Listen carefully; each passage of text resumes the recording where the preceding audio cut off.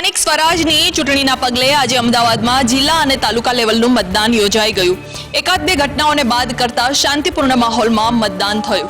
ભાભર અને વિરમગામમાં ભાજપ તેમજ અપક્ષના કાર્યકરો વચ્ચે મારામારીની ઘટનાને બાદ કરતા અમદાવાદમાં જિલ્લા તાલુકાનું મતદાન શાંતિપૂર્ણ માહોલમાં પૂર્ણ થયું છે।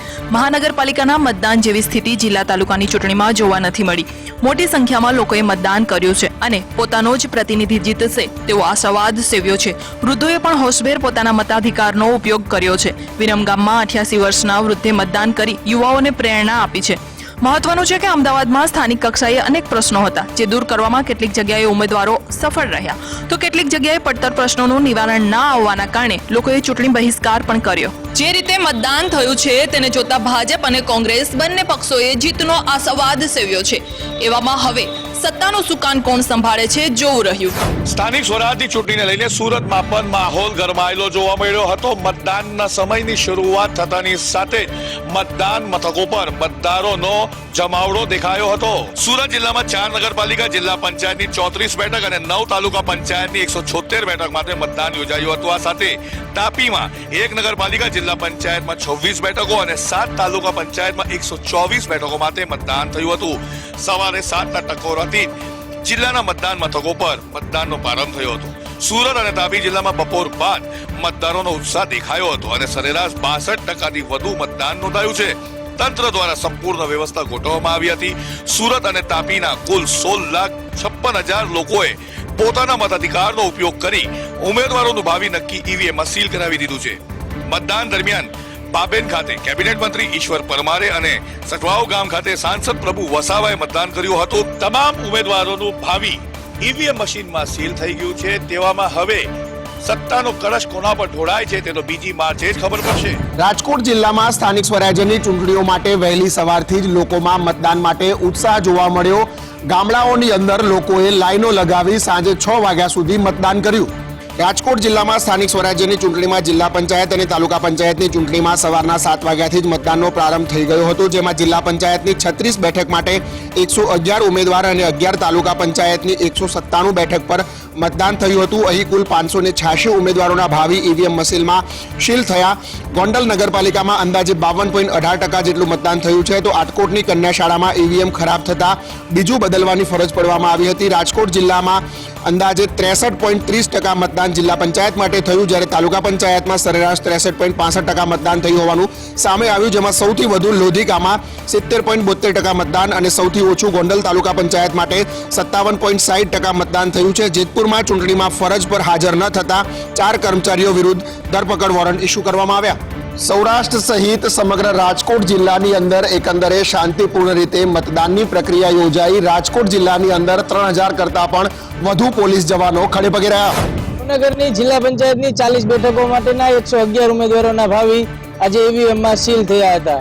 તમામ ઉમેદવારોએ જીતની આશા વ્યક્ત કરી હતી। ભાવનગર જિલ્લા પંચાયત, તાલુકા પંચાયત અને નગરપાલિકાની ચૂંટણી માટે મતદાન થયું। ભાવનગર જિલ્લા પંચાયતમાં આશરે 40%ની આસપાસ મતદાન નોંધાયું।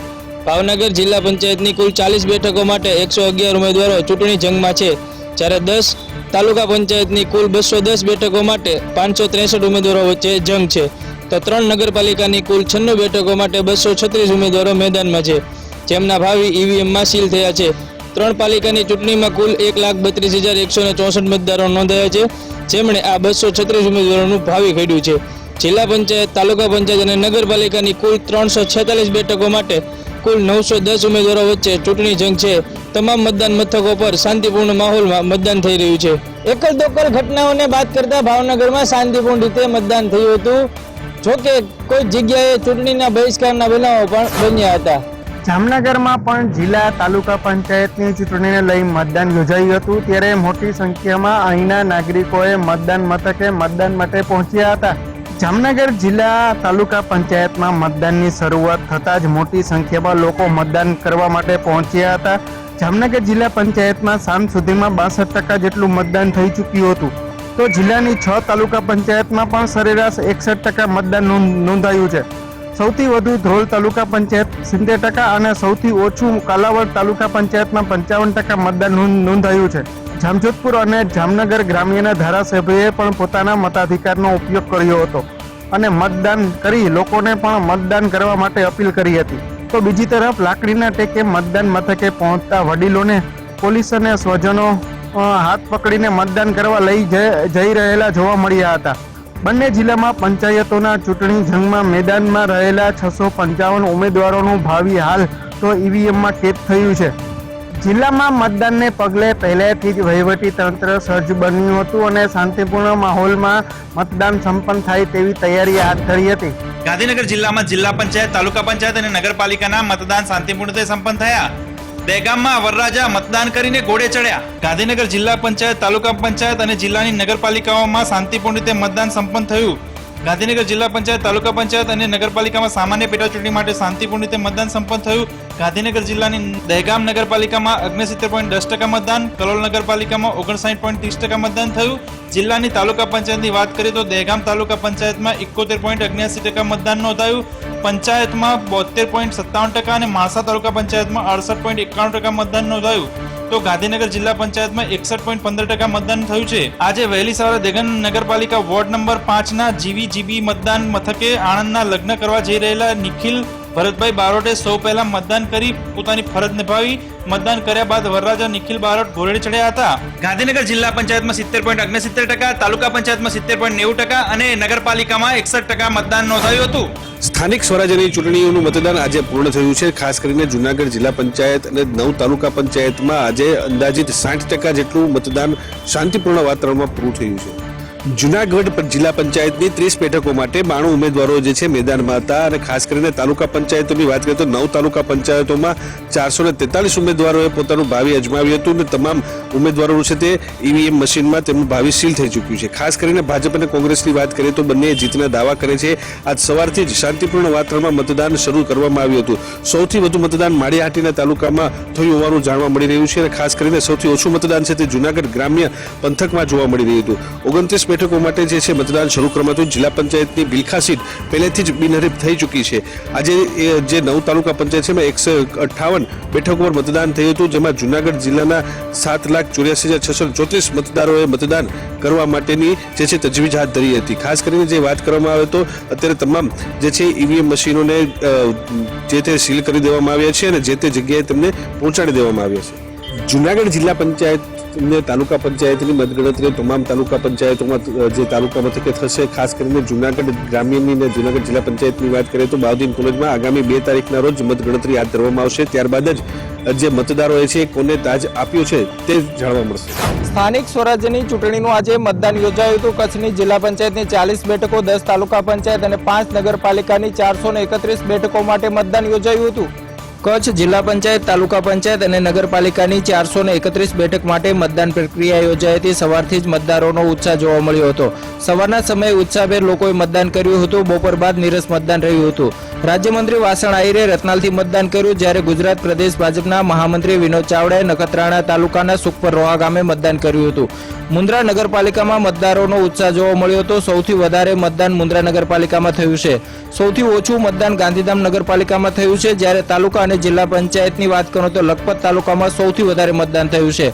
કચ્છમાં શાંતિપૂર્ણ માહોલમાં સ્થાનિક સ્વરાજ્યની ચૂંટણીનું મતદાન પૂર્ણ થયું છે. 1131 ઉમેદવારોનું ભાવિ ઈવીએમમાં સીલ થયું છે. હાલ ભાજપ અને કોંગ્રેસ બંનેએ જીતના દાવા વ્યક્ત કર્યા છે.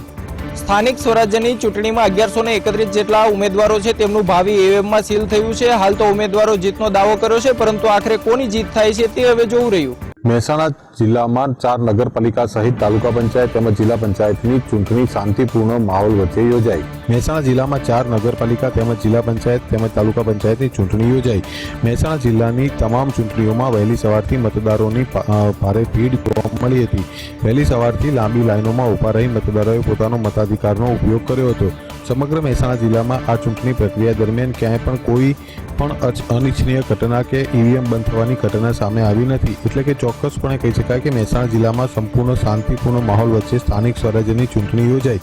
મહેસાણા જિલ્લાની 4 મહાનગરપાલિકાનું પરિણામ જોઈએ તો 57.43% સામે આવ્યું છે, જ્યારે જિલ્લા પંચાયતનું 64.40%, તાલુકા પંચાયતમાં 63.93% મતદારોએ કર્યું હતું. સમગ્ર મહેસાણા જિલ્લામાં ક્યાંય પણ ચૂંટણી દરમિયાન કોઈ અનિચ્છનીય ઘટના કે ઈવીએમ બંધ થવાની કોઈ ઘટના સામે નહીં આવતા તંત્રએ રાહતનો શ્વાસ લીધો. વડોદરામાં પાલિકા અને પંચાયતની ચૂંટણીઓમાં મતદાનના અંતે સારા પ્રમાણમાં મતદાન નોંધાયું હતું.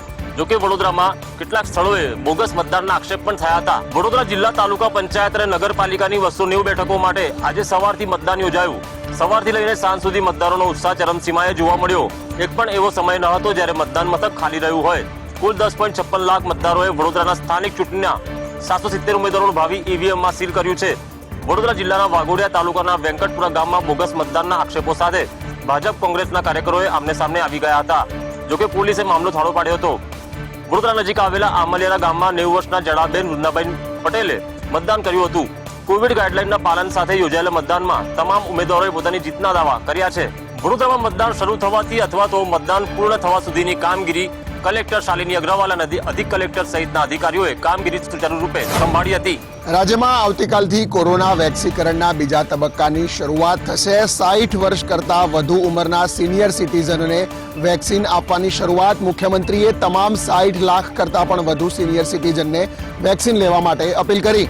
રાજ્યમાં 1 માર્ચ એટલે કે આવતીકાલથી 60 વર્ષથી મોટી ઉંમરના સિનિયર સિટીઝનને રસી આપવાની શરૂઆત થવા જઈ રહી છે. ત્યારે મુખ્યમંત્રી વિજય રૂપાણીએ 60 લાખ કરતા પણ વધુ વડીલોને કોરોના સામેની લડાઈમાં રસીકરણ અભિયાનનો લાભ લેવા માટે અને પોતાનું યોગદાન આપવા માટે અપીલ કરી છે. મુખ્યમંત્રી વિજય રૂપાણીએ જણાવ્યું છે કે રાજ્ય સરકારે આ રસીકરણ અભિયાનની સંપૂર્ણ તૈયારી કરી લીધી છે, જેમાં 2195 જેટલી સરકારી હોસ્પિટલ, આરોગ્ય કેન્દ્રો અને 536 જેટલી ખાનગી હોસ્પિટલ દવાખાના મારફતે કોરોના રસીના ડોઝ આપવામાં આવશે, જેમાં તાલીમબદ્ધ ડોક્ટર્સ અને પેરામેડિકલ સ્ટાફ સહિત 30,000 જેટલા આરોગ્યકર્મી ફરજ બજાવશે. મુખ્યમંત્રી રૂપાણીએ વરિષ્ઠ નાગરિકોને અપીલ કરી છે કે દરેક વડીલ આ રસીના 2 ડોઝ અચૂક અને સમયસર લે, જેથી પોતાની જાતને કોરોનાથી સુરક્ષિત રાખી શકાય.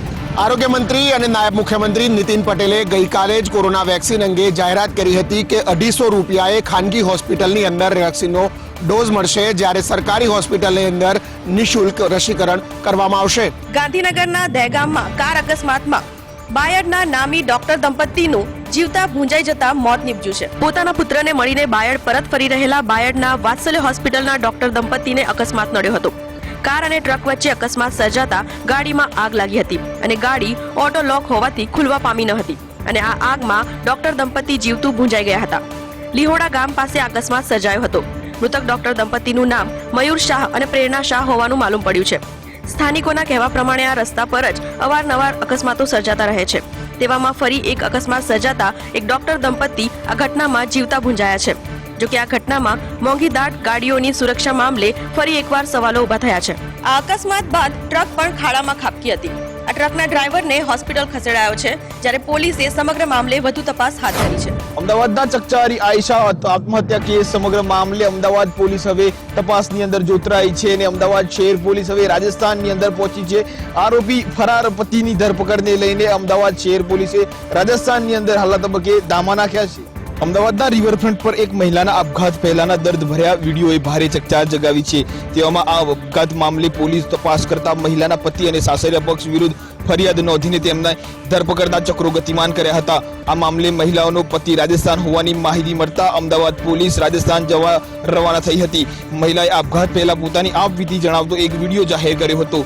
ઉપરાંત રાજકોટના આજી ડેમમાં પાણીની ઘટ થતા હવે રાજકોટ શહેર આગામી સમયમાં નર્મદા નીર આધારિત રહેશે. ઉનાળાની શરૂઆતથી જ રાજકોટમાં પાણીની પારાયણ શરૂ થઈ ગઈ છે. સૌરાષ્ટ્રના મુખ્ય શહેર ગણાતા રાજકોટમાં ઉનાળાની શરૂઆતમાં જ પાણીની પારાયણ શરૂ થઈ ગઈ છે. સૌની યોજના હેઠળ હવે આગામી દિવસમાં રાજકોટ શહેરને નર્મદાના નીર પર આધારિત રહેવું પડે તેવી સ્થિતિ આવી ગઈ છે.